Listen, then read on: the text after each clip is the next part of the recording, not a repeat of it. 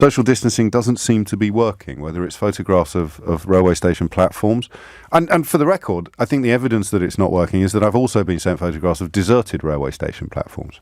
So, I mean, the management of passengers or the idea that you could have a distance between yourself and a fellow commuter, perfectly plausible in some parts of the country, utterly impossible this morning on the Victoria line. Just illustrations and evidence, I suppose, there. And pubs.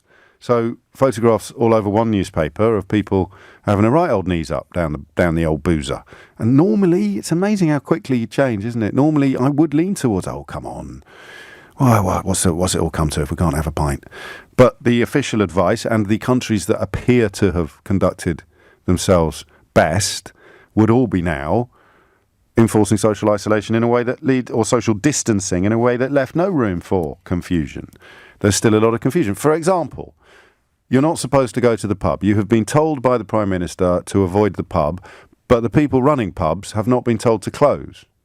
Yesterday, some good news about measures that may help them sort of keep the wolf from the door while this crisis unfolds. And again, that is to be welcomed, but it's still not clear enough for people that run pubs. What are they supposed to do? Should they lock their doors because all of their customers have been told to stay away, or should they leave their doors open in case their customers want to disobey the official advice and therefore presumably endanger everybody in the pub that night? And finally, the testing, which does seem to be the biggest issue that you are identifying, and we are confused and we would like some clarity, that is all.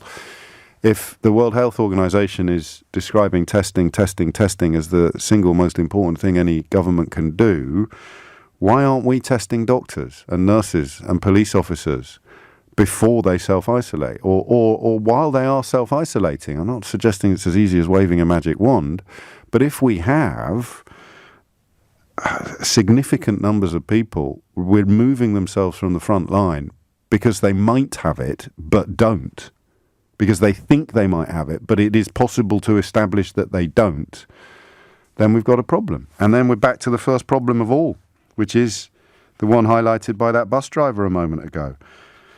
He can't afford to stay at home, but he thinks he's got it.